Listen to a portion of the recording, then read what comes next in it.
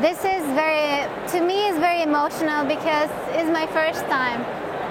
So I can feel the energy of everyone trying to show their projects and their research or whatever they are doing. And that makes me feel like that I want to learn more, that I want to be more involved in this, that I want to make more projects, more ideas. And well, it's just like when you feel hungry or something and you want to feed for that, like you want to do more.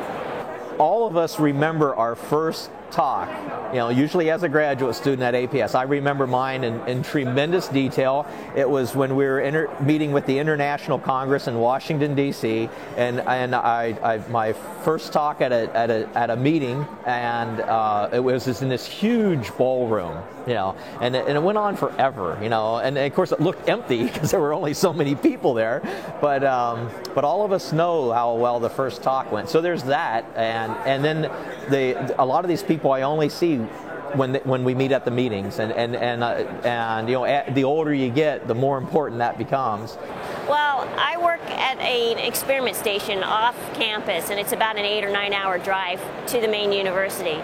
And so when you work off campus like that, sometimes you're very much isolated from other plant pathologists or other professionals. And so the opportunity to actually interact with colleagues working on similar problems is tremendously important, as well as keeping abreast of the latest research and techniques. Otherwise, you get stuck out in an area where you can't interact with people, and you can't really get as motivated to proceed with your research. I think this is great for motivation and inspiration. So I love coming to APS meetings. I think I've come for about 20 years now. Well, plant pathologists are not as many as they might seem here at this conference. And so, and in particular, there are a lot of departments that are being merged with other departments. When you come back together with plant pathologists from all across the nation, you reinforce that what you're doing is important. You share ideas specifically with plant pathologists. And there's a sort of camaraderie in having to be a plant pathologist in a world where, crop scientists or plant scientists are taking over. And so, camaraderie in having to be a plant pathologist in a world where, crop scientists or plant scientists are taking over. And so it reinforces what you're doing. You share information, and you walk away with new ideas, feeling invigorated about what you're doing. Well, Stakman and Hart, they wanted all the graduate students to go to meetings. We rode the trains, and that we didn't have much money, and that was. But I've always gone to meetings, and I think this is where you get recharged. You charge your batteries, and I'm much more excited about the society today than I was way back in 1946. It was rather stodgy meetings then.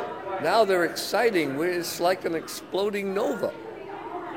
The excitement that I saw in the Golden Jubilee meeting in 1958, and getting to hear about at that time the tremendous breakthroughs in virology.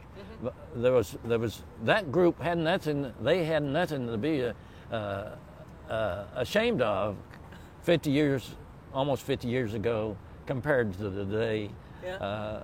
So there was tremendous excitement, and it was over the last 50 years, was a great time to be in plant pathology and plant nematology. Mm-hmm. And I think with these new tools and the work that we've mentioned earlier in developing transgenic or genetically engineered host resistance, the elucidation of all of these genes that are functional in parasitism by nematodes, and some of those genes may in fact have come from bacteria, that the excitement for the student going to the centennial meeting next year in plant pathology should be just as great as it was at the Golden Jubilee in 1958.